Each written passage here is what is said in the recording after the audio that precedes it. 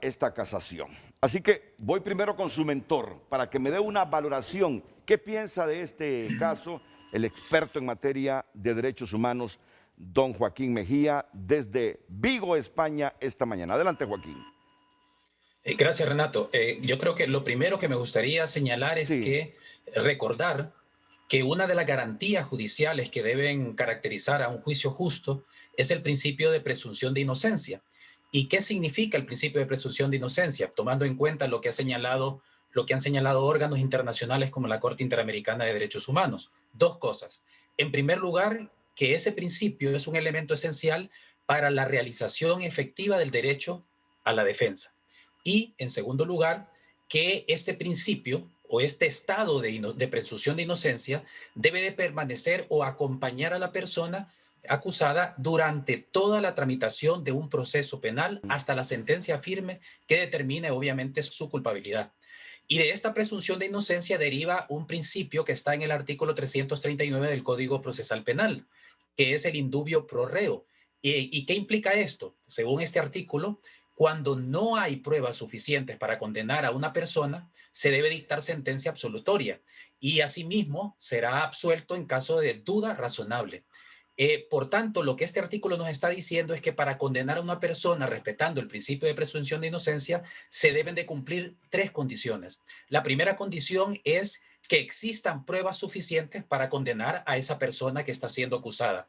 En segundo lugar, que las pruebas deben generar certeza de que esa persona acusada participó en el hecho que se le está imputando. Y en tercer lugar, cualquier duda en la participación de esa persona acusada debe derivar en la absolución. Es decir, la certeza es fundamental. En el caso de Kevin Solórzano, la Sala de lo Penal de la Corte Suprema de Justicia consideró en su sentencia de casación que se ha vulnerado este principio de presunción de inocencia, que está reconocido en el artículo 89 de la Constitución. En consecuencia, para la Sala de lo Penal, las pruebas presentadas por el Ministerio Público y valoradas por el Tribunal de Sentencia que lo condenó no eran suficientes para generar certeza sobre su participación en el crimen del abogado Edwin Egigure Abdul. Pero a mí me gustaría, antes de finalizar esta parte, dejar planteadas dos cuestiones. Bueno, más allá de las formalidades del proceso judicial, de las interioridades, digamos, de las cosas muy puntuales del proceso judicial, hay que plantearse, creo yo, como sociedad hondureña, dos preguntas y una premisa.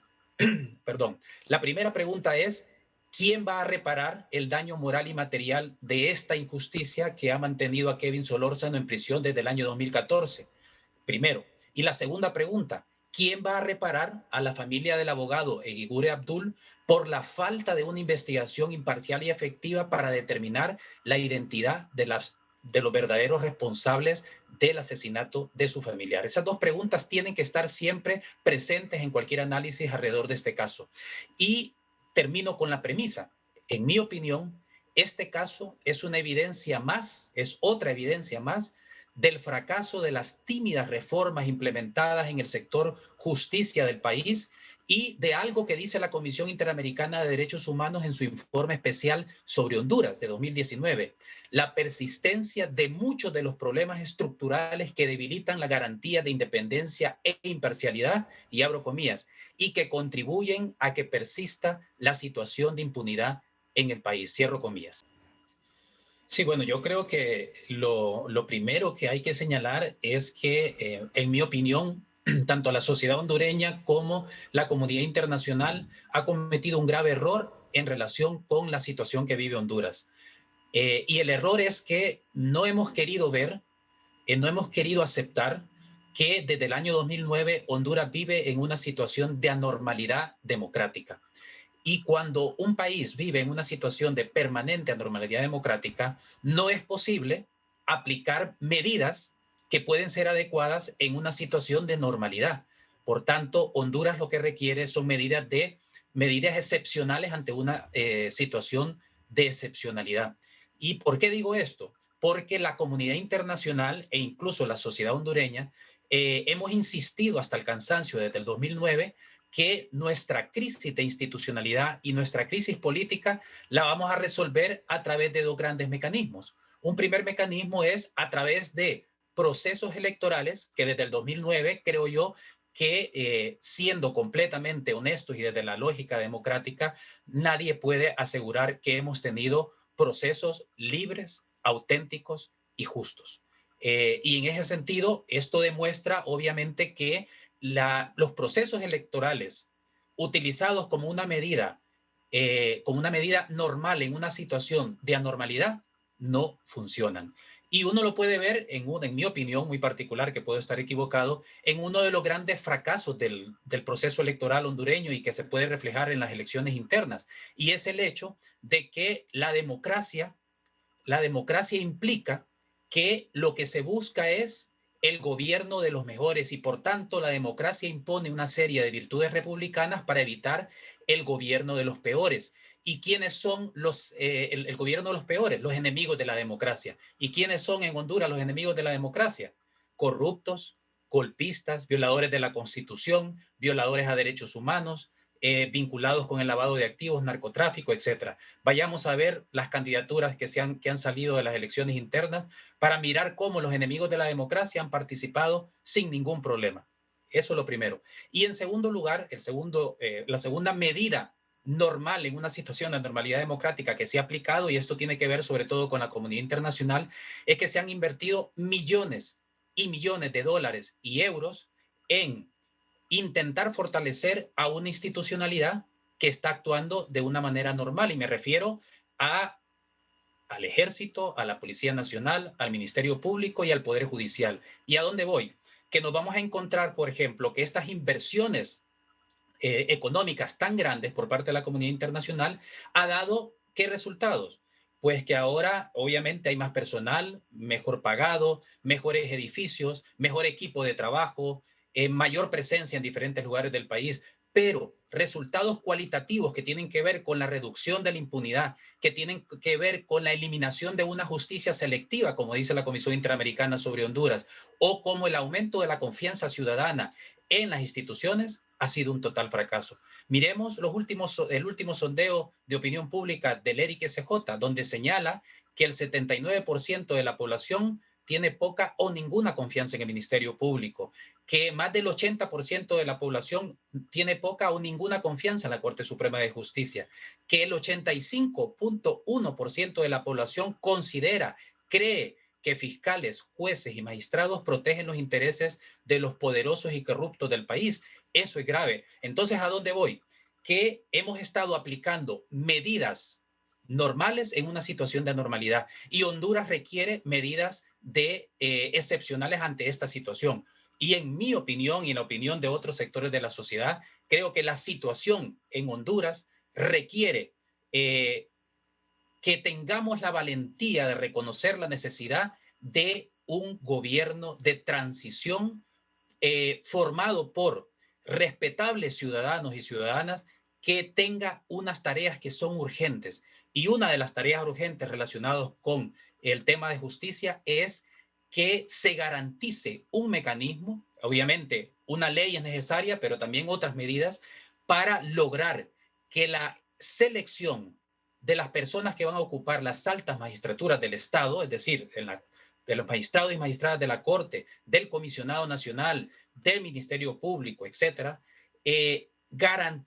asegure que sea sobre la base de un sistema basado, valga la redundancia, en la meritocracia, en la capacidad, en la integridad y no basado en los vínculos políticos que tienen muchas personas que llegan a esas altas magistraturas del Estado. Obviamente, cuando las más altas magistraturas del Estado son seleccionadas por cuestiones vinculadas a la política partidista, ¿qué podemos esperar del resto de la estructura del Poder Judicial o del Ministerio Público? Bien, muchas gracias, Joaquín. Bueno, como en todo caso similar a este, hay dos caras. La defensa y el acusador. Los acusadores están satisfechos después de la sentencia que se emitió y la pena que se fijó de 33 años, porque no sé si estaban, creo que sí, es la misión que tienen los acusadores creen que Kevin es el culpable de este asesinato del abogado Eguigure. Obviamente la defensa de Kevin en este momento dice que no hubo suficientes pruebas. Te lo he escuchado a ti, Josué, se lo he escuchado a Joaquín. Y eso me provoca hacerles una pregunta para ambos.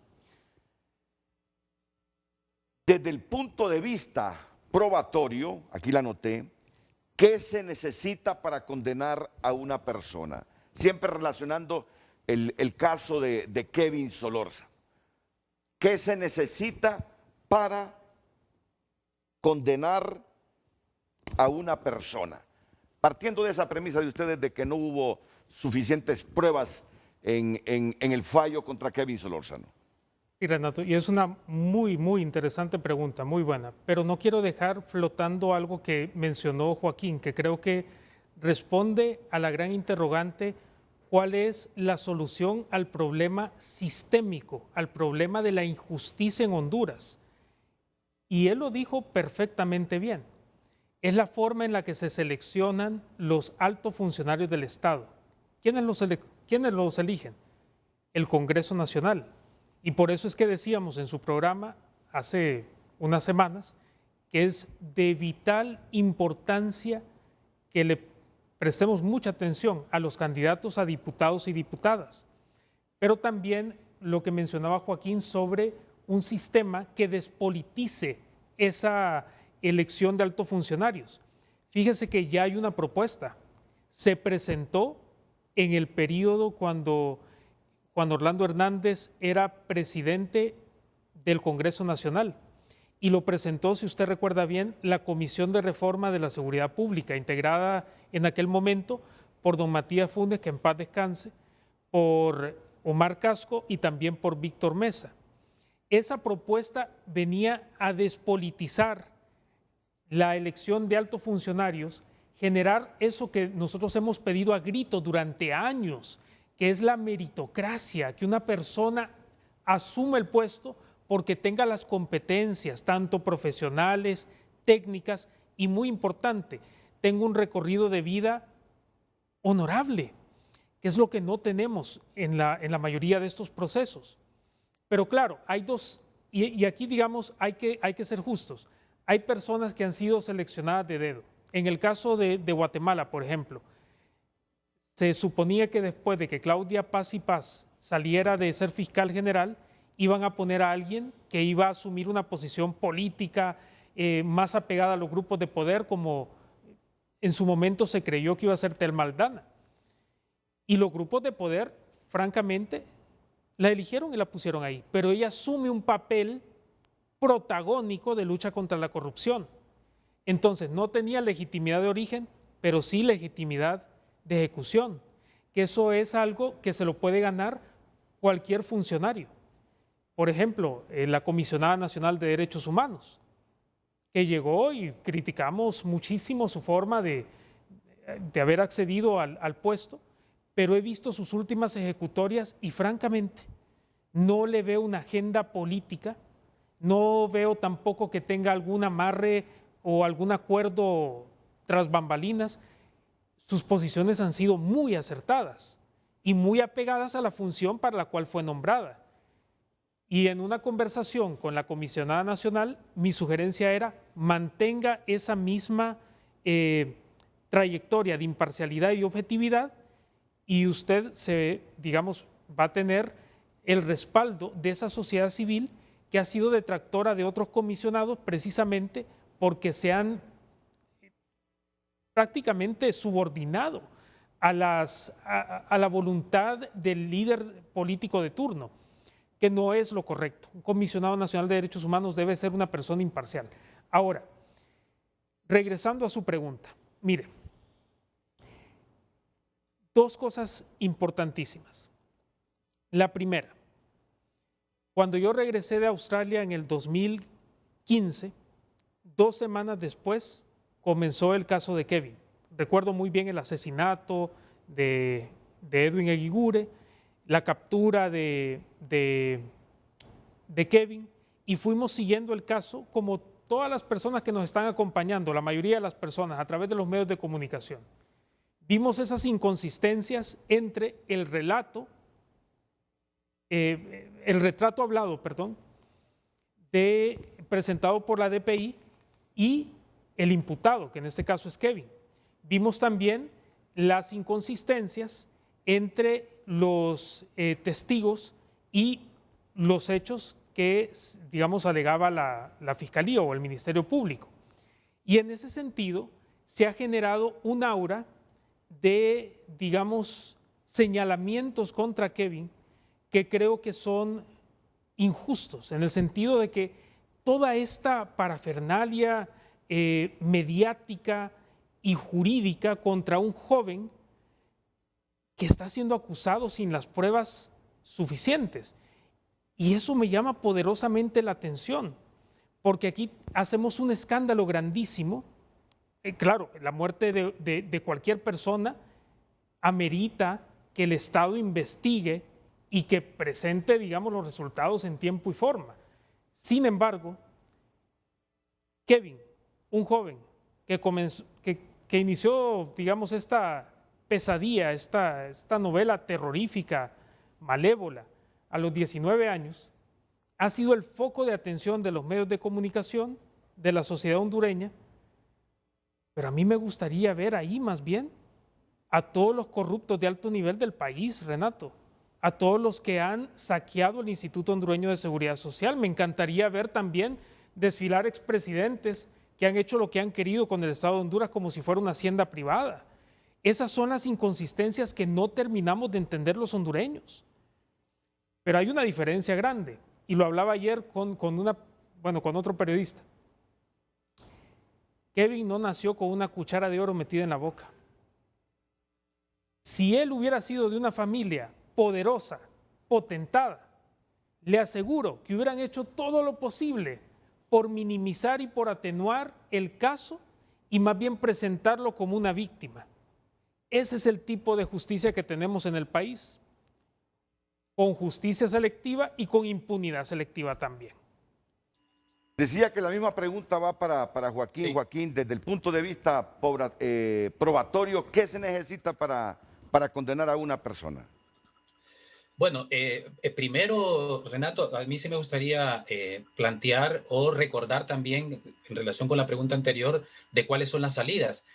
Yo invitaría a toda la sociedad a que podamos leer las primeras 2 recomendaciones que presentó la Oficina del Alto Comisionado de Naciones Unidas para los Derechos Humanos en Honduras en relación con el sistema de justicia. Y una es adoptar medidas urgentes y efectivas para prevenir y sancionar e investigar las violaciones a derechos humanos, y la otra es que se adopte una ley sobre el Consejo de la Judicatura y de Carrera Judicial que va a reforzar la independencia judicial y también garantizar una selección transparente de los miembros del Consejo y de la Corte, como ya lo había dicho.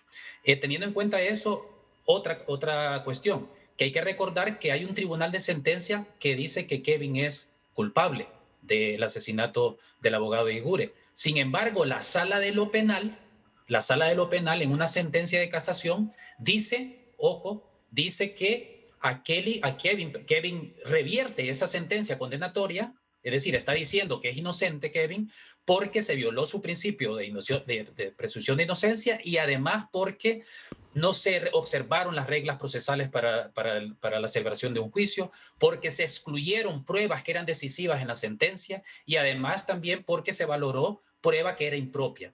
Teniendo en cuenta estas 2 cosas, sí es importante también ver cuáles son las condiciones que hacen que una sentencia condenatoria sea legítima y respete el principio de presunción de inocencia. Voy a nombrar 3 de manera rápida. Que la prueba sea lícita, es decir, que sea legal, que haya un debido proceso probatorio, es decir, que en el juicio las 2 partes, acusadora y defensora, tengan la posibilidad de presentar todas las pruebas que consideren pertinentes. 3, la plena prueba sobre la responsabilidad penal de la persona que está siendo acusada. 4, debida motivación, es decir, que la decisión a la que llegue el tribunal tiene que estar bien motivado. 5, no solamente motivado, sino que también tiene que tener razonamiento jurídico, la relación que hay entre esa decisión y las pruebas que valoró. 6, recordar que únicamente puede ser declarada culpable una persona cuando las pruebas den la plena convicción de que esa persona fue la que cometió el crimen, y 7, relacionada con la anterior, es que la prueba existente, es decir, que en caso de que la prueba sea, que la prueba existente sea incompleta, sea insuficiente o genera dudas, entonces esa persona va a ser absuelta. Pues la sala de lo penal eso es lo que hizo. ¿Y por qué? Yo voy a mencionar nada más, Renato, 7 puntos así de manera general en el caso de Kevin, que genera dudas sobre su culpabilidad y por tanto se mantiene intacto su estado de presunción de inocencia. En primer lugar, al principio, en las primeras diligencias que desarrollaron los agentes de investigación del Estado, todos los testigos dijeron que fueron 2 los atacantes, pero luego, más tarde, en la audiencia ante el tribunal, señalaron que era 3. Incluso la hoja de levantamiento del cadáver y el acta de levantamiento de policía de investigación señalan que los atacantes eran 2 y no 3. ¿Por qué es importante esto? Porque cuando son 3 personas, entonces ese caso puede pasar a un juzgado de jurisdicción nacional y no se ha conocido por un juzgado de jurisdicción ordinaria. Ojo con ese punto. Segundo, el dictamen balístico, por ejemplo, emitido por Laboratorio Balístico de Medicina Forense, señala que los casquillos encontrados en la escena del crimen pertenecen a 2 personas. Sin embargo, las declaraciones testificales y las primeras diligencias después del crimen señalan que Kevin intentó asesinar a la esposa del abogado Eguigure, pero que en las 2 ocasiones que intentó disparar el arma, esta no funcionó. Entonces, ¿cómo es posible que un arma que no funcione y luego en el lugar de los hechos se encuentran casquillos de diferentes armas? Tercero, y esto creo que toda la sociedad hondureña lo recuerda, el retrato hablado donde aparece una persona sin bigote y que supuestamente es el asesino del abogado de Eguigure, obviamente no guarda parecido físico con Kevin Solórzano, porque Kevin incluso en ese momento estaba barbado. No es posible taparse la barba y no tener bigote. Y eso aparecía en el retrato hablado, y eso hay que señalarlo. También la descripción física del atacante. Se dice, por ejemplo, que el atacante medía 1,70, que era de 25 a 30 años. El Kevin mide alrededor de 1,80 a 85 metros de alto y tenía 19 años. Esa es una inconsistencia importante. O, por ejemplo, apareció como testigo un policía de la Policía Militar de Orden Público señalando que un informante le contó a él que Kevin y otras personas se estaban jactando de matar a la víctima, pero nunca dijo, o sea, esa prueba testifical, dónde estaba, cómo la probó, sino que se creyó en que él dijo, un informante me dijo, y no se sabe quién es el informante, en qué condiciones se dijo. No hubo manera de probar eso y se tomó en consideración. Por otro lado, también hay testimonios de un amigo de Kevin que pasó por su casa para darles algo en la universidad, de su mamá, de su hermana, que confirman que él estaba en la casa al momento de los hechos.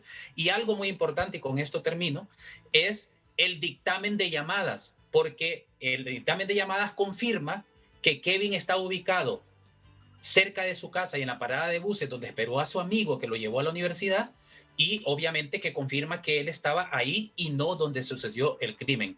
Pues muchas de estas pruebas o de estos puntos que estoy mencionando no fueron valorados de manera cabal por el Tribunal de Sentencia, y por eso la Sala de lo Penal dice que hubo una valoración impropia de algunas de las pruebas y que además no hubo un racionamiento, digamos, o no hubo o se excluyó, digamos, de este tipo de pruebas que tienen obviamente un valor decisivo en la sentencia recurrida.